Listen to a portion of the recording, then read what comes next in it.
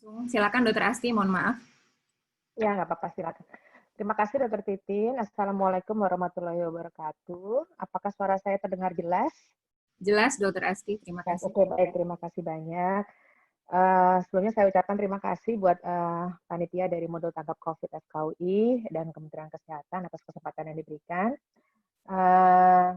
Saya sesuai dengan tadi yang sudah disampaikan oleh panitia dan dimoderator oleh Dr. Titin, saya akan menyampaikan topik pertama mengenai epidemiologi, contact tracing, and surveillance. Jadi kurang lebih dari apa yang gambaran umum dari akan saya sampaikan ini adalah bagaimana nanti peran dokter sekalian sebagai dokter internship untuk bisa membantu untuk melakukan tracing pada orang-orang yang kontak erat maupun suspek gitu kan, serta nanti bagaimana untuk memberdayakan masyarakat untuk supaya membantu supaya target tracing-nya bisa tercapai. Berikut adalah outline presentasinya. Ada sedikit pendahuluan tentang COVID, tujuan dari penanggulangan pandemi, karena ini adalah penting juga target kita mau kemana, alur telusur kontak, indikator wabah terkendali, active case findings, penyelidikan epidemiologi ini merupakan suatu pendataan yang nanti saya yakin pasti teman-teman nanti di lapangan, baik itu nanti di puskesmas maupun di rumah sakit, pasti akan sedikit banyak akan membantu administratif soal penyelidikan epidemiologi ini, pencatatan pelaporan, dan pencegahan penularan. Nah, ini adalah sebagai pendahuluan, sebagai seorang tenaga kesehatan, khususnya dokter, itu tujuan pelayanan kita ada sebetulnya untuk pencegahan. Jadi apapun, baik itu kondisi pasien itu yang sehat, kita pertahankan sehat, kita promosikan untuk tetap sehat, yang sakit kita kembalikan kesehatannya menjadi kembali sembuh, dan yang sudah mengalami komplikasi kita minimalkan sakitnya supaya nanti bisa tetap produktif di masyarakat. Dan itu semua adalah tujuannya pencegahan, dan namanya pencegahan itu ada primer, sekunder, tersier yang nanti mungkin akan inline sama nanti topik yang akan disampaikan oleh Dr. Diah dan Dr. Dana Sahari. Yang akan saya sampaikan di sini adalah pencegahan, bagaimana caranya kita mempertahankan orang-orang yang sehat, yang masih belum kontak, itu bagaimana caranya supaya nanti kita bisa melakukan tracing, supaya kita tidak, atau supaya kita bisa memutus rantai penularan. Ini kita dalam dunia ini kita berinteraksi antara host, agent, environment. Kita sebagai seorang manusia, host, itu kita tinggal di dalam sebuah lingkungan dan kita hidup berdampingan dengan agent. Agent itu bisa bakteri, virus, jamur, parasit, dan kebetulan ini COVID-19 merupakan salah satu agent yang muncul di dunia ini, virus baru. Ya. Dan karena interaksi dengan host agent environment ini terjadi beberapa kondisi atau penyakit yang mungkin saja nanti bisa muncul, baik itu di area tertentu atau menyebar ke lebih dari satu area, bahkan menyebar ke dunia seperti COVID-19 ini. Dan khusus pada penyakit infeksi ada beberapa istilah yang mungkin saya ingatkan dulu ke teman-teman, yaitu adalah istilah endemi, epidemi, dan pandemi. Sebelum menjadi pandemi COVID-19 pastinya sudah terjadi epidemi dulu sebetulnya. Jadi pada waktu awal muncul di Wuhan itu dan menyebar ke daerah Tiongkok lain sekitarnya, itu kita melakukan itu adalah epidemi, yaitu muncul di daerah tertentu dan menyebar ke lebih satu area yang penyebarannya cepat dan sulit diprediksi. Inilah yang karakteristik dari COVID-19 ini. Lalu setelah itu dilakukan monitoring dan dilakukan pencegahan sedemikian rupa, namun ternyata belum cukup untuk bisa mencegah sampai akhirnya menyebar cepat di luar teritori, yaitu seluruh dunia. Dan kalau sudah seluruh dunia, WHO akan menentukan apakah ini memang disebut pandemi apa tidak. Dan untuk COVID-19 akhirnya di awal Maret 2020 WHO menyatakan bahwa COVID-19 ini adalah pandemi. Pandemi adalah penyebaran cepat di luar teritori seluruh dunia, highly contagious. Ya. Dan kalau epidemi adalah muncul daerah tertentu, tidak menyebar ke area lain, dan konstan bisa diprediksi. Jadi bedanya dengan epidemi dan pandemi, kalau endemi itu sifatnya konstan dan bisa diprediksi. Contohnya endemi malaria di Papua atau DBD di DKI Jakarta. Oke, ini adalah glossary ya, Dek, ya, nanti mudah-mudahan bisa dipakai, dan kita saat ini sedang ada di kondisi pandemi. Nah, sedikit pendahuluan tentang COVID-19, bermula di Wuhan Desember 2019, dan ini merupakan penyakit menular highly contagious. Virus jenis baru yang belum diidentifikasi sebelumnya, memiliki gejala gangguan pernapasan, baik itu demam, batuk pilek, sesak napas, dan gejala lain, ada otot, mata, kulit, gangguan penghidup, dari ringan, berat, sampai dengan kematian. Virusnya ini bermutasi terus dan tidak dapat prediksi, ya kan? Jadi karena tidak dapat prediksi, kita harus melakukan pemantauan ketat. Dan kenapa pemantauan ketat itu supaya nanti kita bisa uh, intervensi yang dilakukan itu benar-benar bisa sesuai dengan data-data yang terkini. Jadi karena memang unpredictable tadi, kondisi unpredictable, jadi harus ada pengawasan ketat yang terus-menerus ya. Itu yang kita namakan surveillance, yaitu nanti akan kita terapkan dalam penyelidikan epidemiologi yang nanti akan saya sampaikan selanjutnya. Penyebaran dan penularan sangat cepat, menyebar seluruh dunia, termasuk seluruh wilayah Indonesia sekarang, dan semua orang beresiko, mau itu tua, muda, laki, perempuan, sehat, sakit sebelumnya, semua beresiko. Even kita sekarang population at risk. Vaksinnya saat ini sampai belum ada, masih dikembangkan. Saat ini yang seperti kita tahu di Bandung, itu membutuhkan kurang lebih 1 tahun untuk sampai dengan tahap implementasi. Jadi di Bandung sendiri ada sampai dengan 6 bulan uji coba. Kalaupun iya ternyata hasilnya bagus, butuh waktu sekitar mungkin 6 bulan lagi untuk produksi. Jadi kalaupun iya, mungkin baru sampai pertengahan tahun depan vaksinnya itu masih sudah bisa kita rasakan. Nah, tujuan penanggulangan pandemi, kita harus cepat menghentikan transmisi penularan. Kalaupun tidak bisa menghentikan 100%, kita memperlambat dan menunda penyebaran penularan. That's why kita benar-benar yang namanya protokol kesehatan tuh harus sangat-sangat ketat supaya kita benar-benar menghentikan laju penularan. Ditambah lagi penyediaan layanan kesehatan yang optimal termasuk untuk kasus kritis dan meminimalkan dampak pandemi khususnya terhadap pelayanan sosial dan kegiatan ekonomi seperti yang kita sekarang kerjakan di negara Indonesia ini. Bagaimana caranya? Yaitu dengan active case finding. Jadi benar-benar sekarang negara kita sedang ke arah tracing yang masif tracing, active case finding, nggak hanya menunggu pasif orang datang bergejala atau orang datang ke fasilitas kesehatan lalu kita lakukan swab dan segala macam, enggak, tapi kita lakukan kontak tracing secara masif, dibantu dengan berbagai macam informasi-informasi, edukasi-edukasi, engineer lingkungan kita kondisikan supaya orang-orang berperilaku sehat, dan yang lainnya adalah enforcement, yaitu penegakan regulasi. Seperti yang sekarang sudah mulai, yaitu orang kalau tidak pakai masker langsung didenda sekian ratus ribu misalnya. Itu ada bentuk satu enforcement. Engineer itu contohnya adalah lingkungan, kita tahu sekarang di mana-mana sudah ada hand sanitizer, semua dikasih tempat duduk dikasih tanda silang itu segala macam, itu tujuan, itu adalah salah satu bentuk engineer. Untuk education ini sudah sering kita lakukan. Lalu nanti Dokter Dia akan memberikan topik mengenai pengelolaan terkini untuk kasus-kasus COVID-19 ya. Lalu ada protokol kesehatan yang harus kita lakukan dengan secara ketat. Ini harus kita lakukan berulang-ulang, education, enforcement, and engineer secara bersamaan.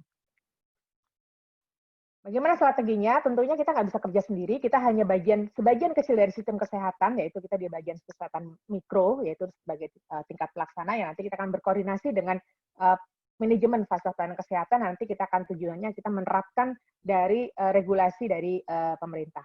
Kita melakukan koordinasi internal di fasilitas kesehatan kita sendiri, jadi nanti adik-adik baik itu di puskesmas maupun di rumah sakit, adik-adik akan menjadi bagian dari sistem kesehatan di rumah sakit maupun di puskesmas yang tujuannya adalah untuk mencegah COVID. Komunikasi, surveillance yang nanti akan saya sampaikan dalam bentuk penyelidikan epidemiologi.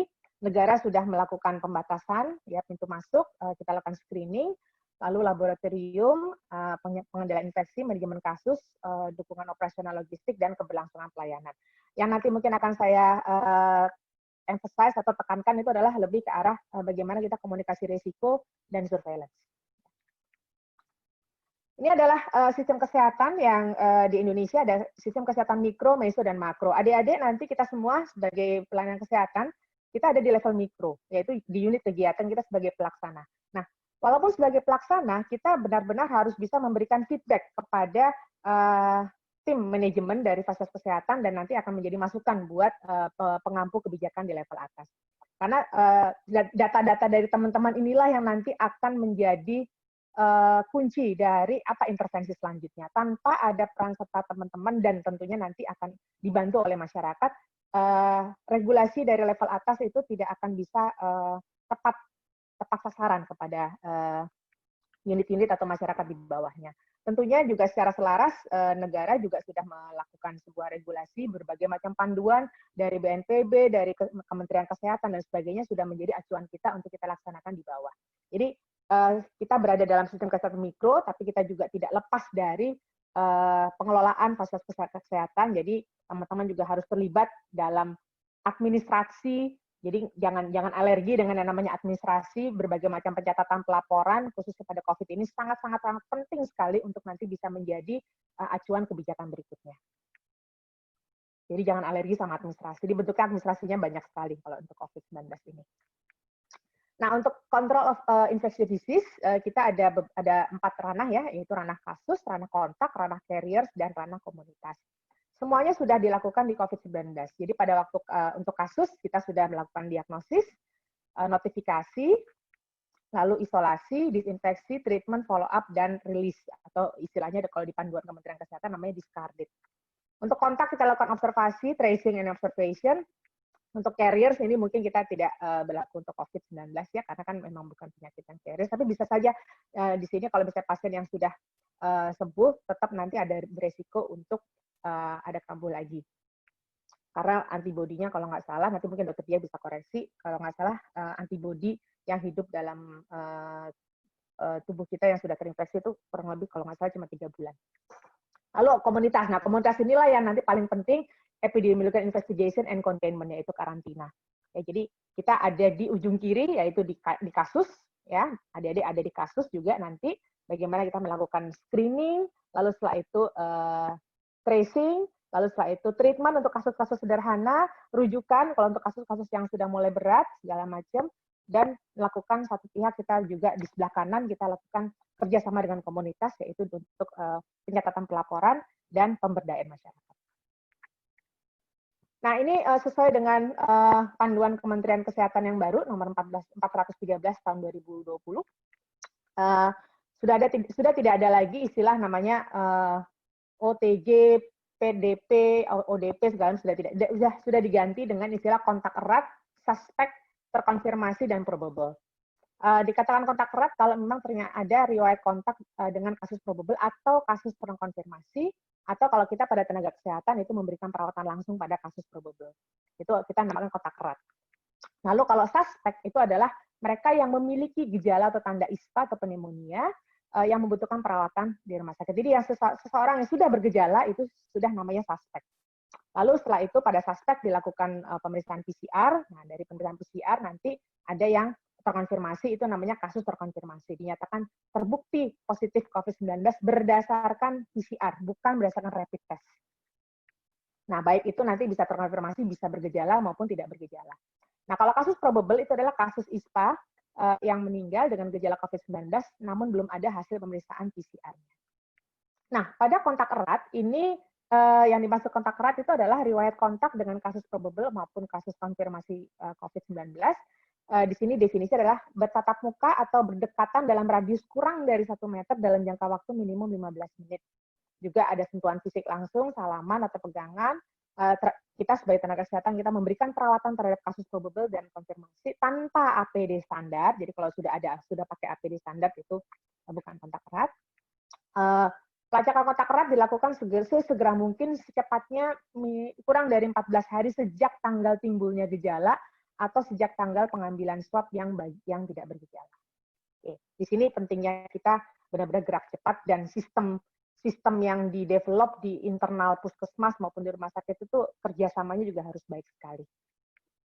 Nah, di kontak erat ini kita lakukan identifikasi kontak, pendataan kontak, dan tindak lanjut kontak. Itu nanti semua ada di formulir penyelidikan epidemiologi.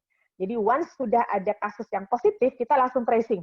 Kita langsung tracing di rumahnya siapa aja, di tempat kerjanya siapa aja, di tempat kerjanya, kalau emang dia bekerja sebagai tenaga kesehatan, di puskesmasnya atau di rumah sakitnya. Setelah itu nanti dilakukan pemeriksaan PCR, nanti dari berikutnya nanti berulang lagi, kalau misalnya ternyata ada yang positif lagi, tracing lagi. Ada yang di mana, pokoknya semuanya tracing. Ya, jadi ini yang penting untuk dilakukan pencatatan pelaporan secara sebetulnya idealnya secara online, secara digital. Ya. Nah, ini dari panduan Kemenkes yang terbaru ya. Jadi pada kasus yang suspek, jadi kita mulai pada kasus yang suspek yang bergejala, itu dilakukan 2 jalan, yaitu tracing and test. Tracing and test, nanti setelah di tracing itu kita lakukan identifikasi kontak, lalu yang terbukti kontak erat kita lakukan karantina selama 14 hari, lalu setelah itu dilakukan pemantauan apakah dia bergejala ataupun tidak bergejala. Yang bergejala itu kembali dia namanya suspek, dari suspek itu nanti akan kembali ngikutin alur yang ini. Kalau tidak bergejala itu discarded. Nah, setelah pada suspek, setelah tracing itu langsung kita lakukan pemeriksaan PCR. Setelah PCR itu dilakukan tes ya, di PCR nanti ada dua kemungkinan, baik itu konfirmasi maupun bukan COVID. Yang konfirmasi dilakukan terapi sesuai protokol COVID yang nanti akan disampaikan oleh dokter dia, atau bukan COVID. Kalau bukan COVID ya itu dikeluarkan dalam daftar suspek. Tapi harus tetap dilakukan treatment sesuai dengan standar yang berlaku. Oke, ini adalah pentingnya tadi 3T, tracing, test, dan treat, atau telusur, tes, dan tata laksana. Oke. Nah, ini tadi kasus suspek ya, saya sudah tidak cerita lagi, mungkin akan dibagi menjadi ringan, sedang, atau berat, ya tergantung nanti dari gejalanya. Kalau ringan bisa isolasi mandiri, nanti akan saya sampaikan bagaimana kriteria untuk isolasi mandiri, sedang dan berat itu mungkin akan dilakukan perawatan di rumah sakit rujukan. Nah, untuk yang kontak erat, ini tadi, kontak erat ini sangat penting sekali untuk bisa segera di tracing. Itu dari kontak erat, itu nanti akan dilakukan pemantauan selama 14 hari, ya. Dan bagi petugas kesehatan langsung dilakukan PCR untuk dilakukan pemeriksaan, lalu di karantina mandiri. Nanti selama pemantauan di karantina mandiri ini, apakah mereka tidak tidak menimbulkan gejala, lalu discarded atau suspek, ya kan, suspek atau terkonfirmasi setelah dilakukan pemeriksaan PCR. Nah, kalau misalnya kasus terkonfirmasi itu sudah di PCR tadi, baik itu kasus yang suspek tadi kan di PCR ya, atau yang tadi yang kontak erat tadi yang untuk orang dengan fasilitas ya, petugas kesehatan itu di PCR, itu kalau ternyata ada beberapa kemungkinan, ada yang tanpa gejala, ada gejala ringan, sedang atau berat. Yang tanpa gejala atau asimptomatik dilakukan isolasi mandiri di rumah, tapi nanti ada syarat dan ketentuan berlaku, ya. Lalu setelah itu gejala ringan juga masih bisa isolasi mandiri tapi dengan pemantauan ketat, dan syarat ketentuan berlaku juga. Gejala sedang dan berat itu langsung dirujuk ke rumah sakit.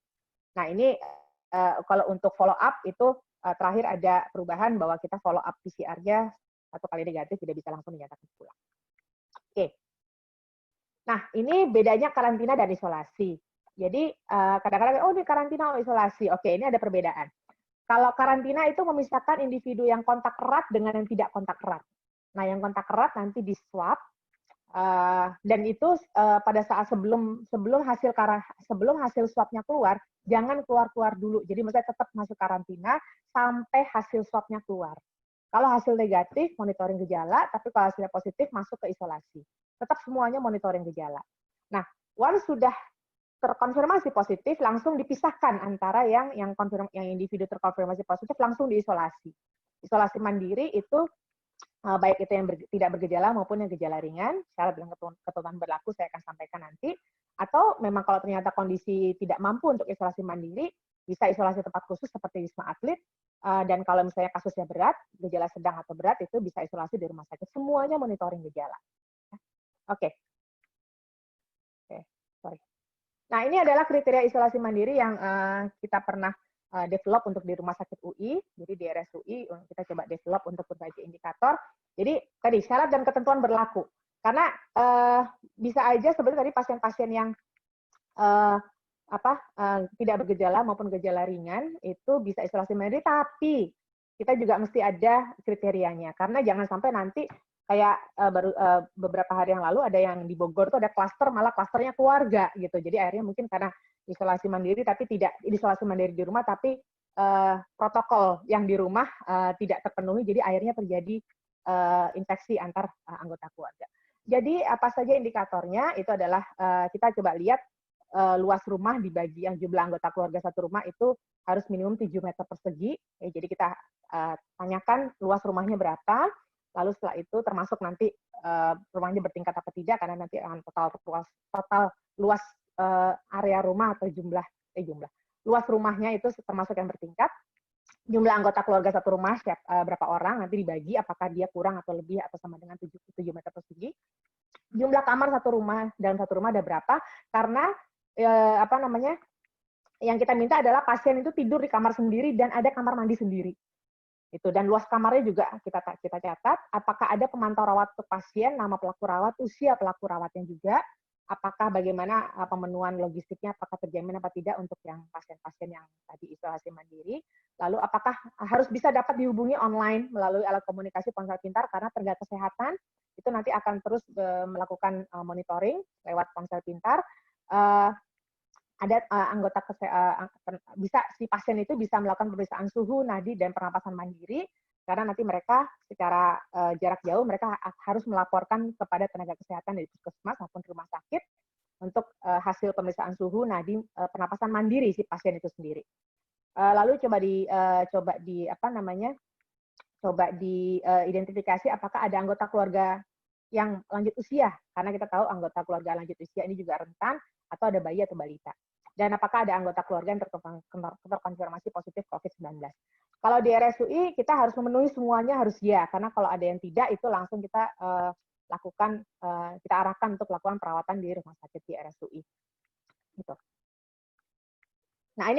Nah, garda terdepan untuk pencegahan COVID itu sebetulnya bukan di tenaga kesehatan, tapi di masyarakat.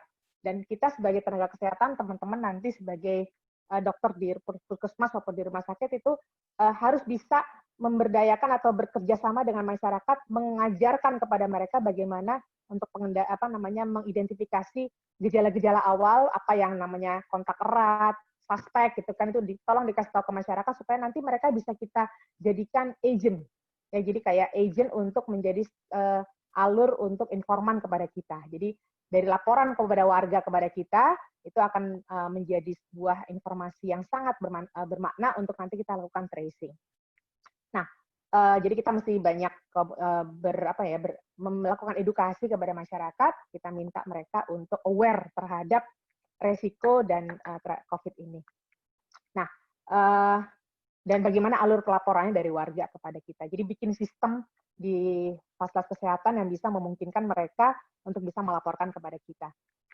Nah, apa yang kita bisa sampaikan kepada mereka sambil menunggu petugas datang untuk melakukan tracing tersebut di wilayahnya, yaitu minta warga untuk tetap menggunakan masker dan tetap tinggal dalam rumah, rajin cuci tangan, etika protokol kesehatan, physical distancing, lalu setelah itu pendataan anggota keluarga yang terkontak mungkin sekitar rumah tadi, ya. Oke.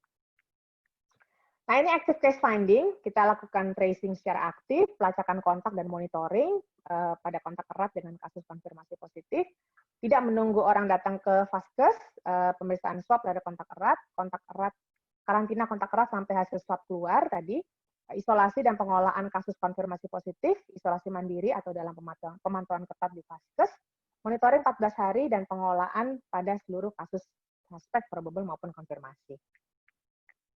Nah, active case finding itu ada di beberapa tempat ya. Kalau di negara itu pintu masuk wilayah, misalnya di pelabuhan atau di airport, itu sudah mulai ada thermal scanner. Sekarang gedung-gedung yang bagus, yang beberapa gedung-gedung sudah melakukan thermal scanner di depan pintunya. Jadi sudah bukan lagi pakai termometer yang ditembak itu, tapi ada thermal scanner. Tapi nggak semua gedung. Minimum sekarang di depan itu satpam pakai termogan. Ya. Atau sekarang sudah mulai ada dokumen kesehatan SIKM, semua harus dibuktikan dengan pemeriksaan rapid, misalnya, at least pemeriksaan rapid, walaupun sebetulnya rapid hasil negatif rapid tidak memastikan bahwa dia tuh tidak terkonfirmasi karena memang bukan diagnosis, tapi minimum at least kita bisa melakukan screening awal. Pada masyarakat, kita bisa edukasi ke masyarakat untuk screening. Kalau ada gejala berikut ini, tolong laporkan kepada puskesmas atau kepada tenaga kesehatan, lalu dan terus berkontak yang nanti akan kita bahas berikutnya. Dan di tempat khusus juga jangan lupa seperti lapas, panti jompo, asrama, pesantren, ini juga kadang-kadang suka lupa, padahal di mereka sendiri ada sebuah bukan kerumunan, tapi sebuah populasi yang memang harus dilakukan monitoring secara tepat pula. Jadi kita levelnya bukan hanya masyarakat ya, kalau masyarakat kan wilayah, tapi ada tempat populasi khusus. Di lapas itu dokter-dokter lapasnya juga harus membuat sistem bagaimana untuk bisa screening lapas-lapas tersebut, panti jompo juga puskesmas nanti akan bisa juga mengakses ke panti jompo tersebut untuk bisa lakukan screening, apalagi mereka juga rentan juga ya, dan lokasi-lokasi pengungsian. Nah, kita lakukan tracing atau telusur pada yang kasus kontak erat, suspek probable, ada formulirnya namanya formulir penyelidikan epidemiologi. Nanti teman-teman pastinya akan dimintakan tolong untuk bisa mengisi formulir ini, formulir penyelidikan epidemiologi ini untuk nanti kita laporkan ke Dinas Kesehatan.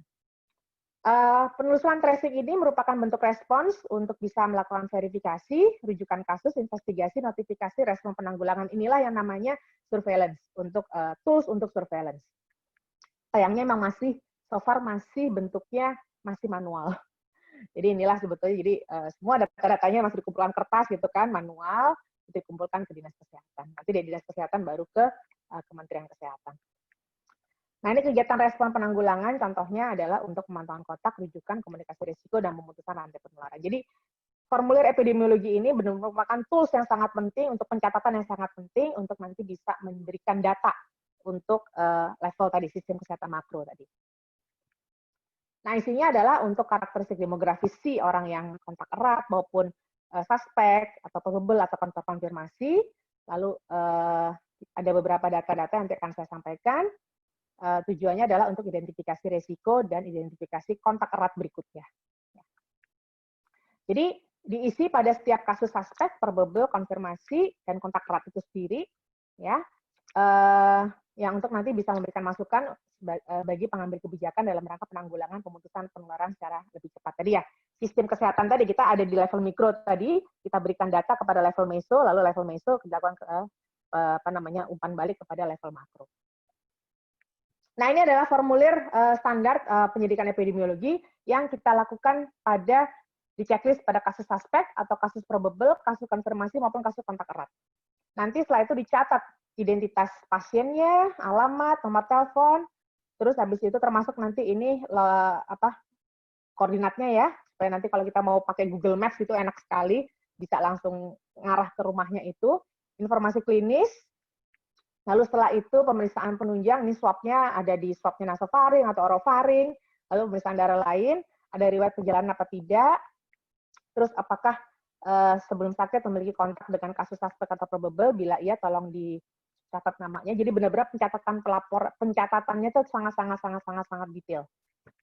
Lalu apakah ada faktor kontak paparan COVID-19 sebelumnya, daftar erat kontak kasus, jadi orang yang tinggal dalam satu rumah, belum lagi ada nanti kalau tinggal dalam satu pekerjaan dan sebagainya. Jadi benar-benar daftar kontaknya itu nanti di-trace ulang, di-trace rumah tuh di-trace lagi yang kontak yang didefinisikan nanti yang kontak erat, langsung mereka diminta untuk dilakukan karantina 14 hari. Oke.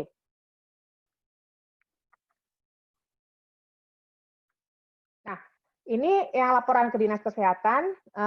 Jadi beberapa laporan nanti baik itu puskesmas maupun rumah sakit itu pasti ada data yang jumlah yang suspek, probable, konfirmasi, jumlah kematian, kontak erat, kasus rawat di rumah sakit, dan jumlah pengambilan spesimen pemeriksaan swab. Ini akan dilaporkan ke Dinas Kesehatan, lalu Dinas Kesehatan nanti akan melaporkan ke Kementerian Kesehatan. Di sini ada https SID lapor harian COVID, ini adalah sebetulnya link dari Dinas Kesehatan ke Kementerian Kesehatan. Tapi benar-benar sumber datanya yang awal itu adalah dari penyelidikan epidemiologi. So far sih yang saya tahu masih bentuknya manual, belum yang online yang nasional ya. Kalau ada online nasional enak sekali, itu semuanya langsung kita tinggal masukkan dalam satu platform gitu kan, langsung semuanya langsung bisa nyambung ke Kementerian Kesehatan. Dr. Asti, mohon maaf waktunya. Ya oke. Tinggal beberapa slide lagi. Ini adalah indikasi wabah terkendali. Target kita sebetulnya adalah ini secara nasional, dan kita belum nyampe ke sini. Penurunan kasus minimum 50%, angka konfirmasi baru dari puncak tertinggi selama 3 minggu berturut-turut dan terus-menerus pada minggu-minggu selanjutnya. Jadi kita aja puncaknya belum tahu ya, apalagi kita sampai minimum 50%-nya terkonfirmasi minimum 50% dari puncak tertinggi. Jadi kita belum nyampe ke sini. Indikator berikutnya adalah jumlah konfirmasi positif di antara periksa swab. Jadi positif rate-nya harus kurang dari 5% dalam 2 minggu terakhir berturut-turut. Kalau untuk Jakarta yang saya tahu sudah, atau mungkin sekarang malah naik lagi mungkin ya, nasional udah pasti belum. Jadi kita juga belum sampai ke sini, dan yang terakhir ini nanti akan saya coba share bagaimana cara menghitungnya, yaitu reproductive number.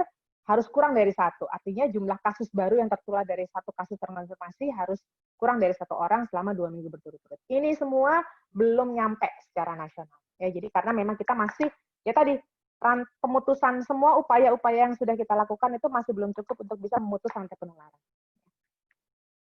Nah, ini adalah perhitungannya dari reproductive number. Jadi semua data, ini data Jakarta ya.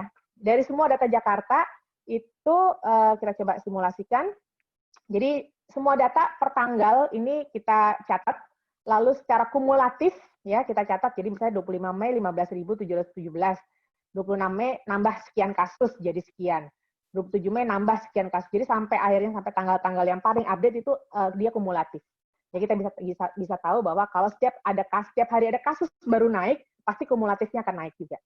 Nah, setelah itu apa yang kita bisa lakukan dari data ini? Kita hitung RS. RS itu adalah jumlah kasus H0 dibagi jumlah kasus H-5. Kenapa? Karena masa inkubasinya 5 hari. Contoh RS untuk 3 Juni di sini ya, itu adalah jumlah kasus 3 Juni dibagi jumlah kasus 5 hari sebelumnya itu tanggal 29 Mei. Yaitu 18.129 dibagi 1, 2, 3, 4, 5. Dibagi 17.204. Itu hasilnya 1,05. RS yang 2 Juni 17.951 dibagi 1, 2, 3, 4, 5 dibagi 16, 1,06. Dan RS yang 1 Juni 17.662 dibagi 1, 2, 3, 4, 5 dibagi 16, 321, 1,08. Nah, setelah itu dari 3 data RS dalam 3 hari terakhir dirata-ratakan untuk kita hitung menjadi reproductive number. Jadi reproductive number tanggal 3 Juni itu adalah rata-rata dari RS tanggal 3 Juni, tanggal 2 Juni, dan tanggal 1 Juni. Begitu seterusnya nanti setiap data itu akan bisa terhitung. Jadi kalau pakai Excel sederhana sebetulnya bisa, asal ada data kasus konfirmasi hariannya. Ya, kasus konfirmasi harian secara kumulatif, nanti setelah itu bisa dihitung RS dan RT-nya secara manual lewat Excel.